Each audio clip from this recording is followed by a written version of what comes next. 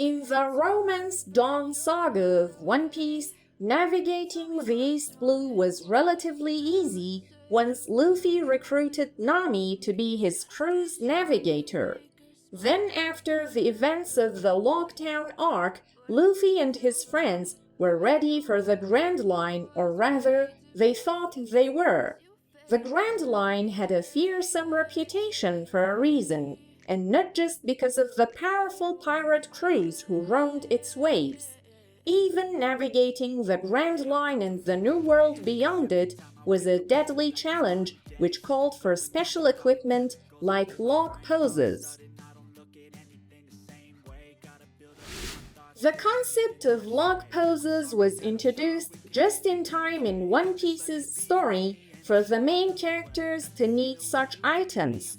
Lock poses are absolutely essential for navigating the deadly Grand Line and finding its various islands, and without one, even the most skilled navigators and pirate crews are doomed to get lost and end up meeting their fate in a savage sea storm.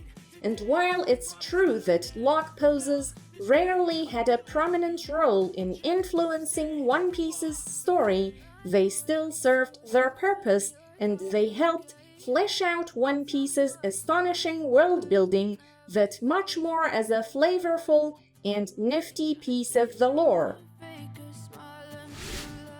In the simplest terms, a lock pose can be described as a special kind of compass, the kind that any ship sailing in the Grand Line and New World will need.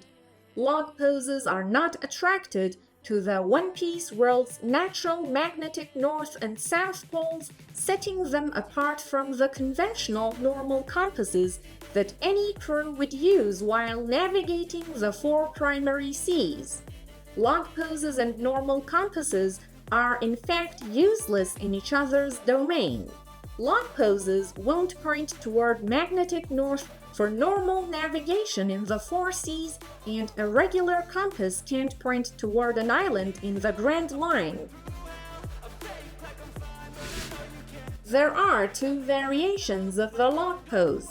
The first type was the kind Nami started using once the Straw Hats arrived at the Red Line, with those lock poses having a single needle inside a small glass orb with the whole thing mounted on a leather strap to mimic a wristwatch. On the Grand Line, a crew may only find the directions to one island at a time, since there is just one needle, though when starting at Reverse Mountain and Twin Cape, there are 7 starting islands for a crew to choose from. A lock pose may attune to and lock onto one of them, and then the crew will sail along one of 7 island chains further down the Grand Line, though those island chains eventually converge upon reaching the New World.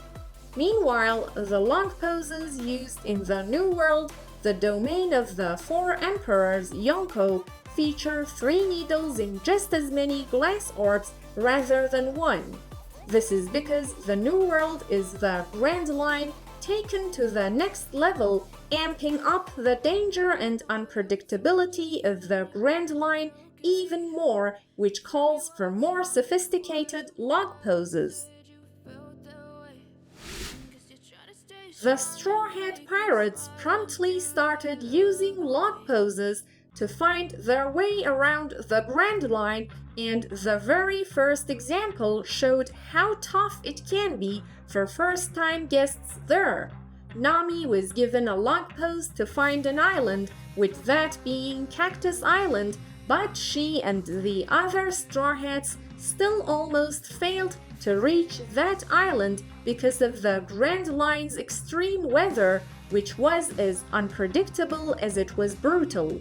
It was only because the lock pose pointed right at Cactus Island could the Straw Hats find it at all, which no doubt boosted Nami's confidence about her ability to navigate such a bizarre piece of the world.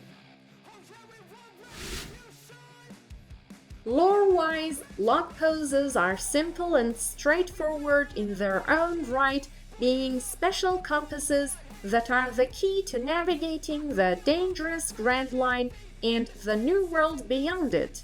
These devices can be taken at face value as navigational tools, though fans can still read a little more deeply into it, which is easy given One Piece's immense lore. For one thing, lock poses help symbolize any pirate crew's vulnerability on a vast and deadly ocean because Mother Nature cares nothing for any pirate crew or navy ship, and nature shows no mercy. If you enjoyed this deep dive into the world of One Piece, make sure to like, subscribe, and hit the bell for more insights and updates. Let us know in the comments what you think about the Grand Line's challenges. See you next time! If only I could go back in time, I'd tell myself that everything will end up alright.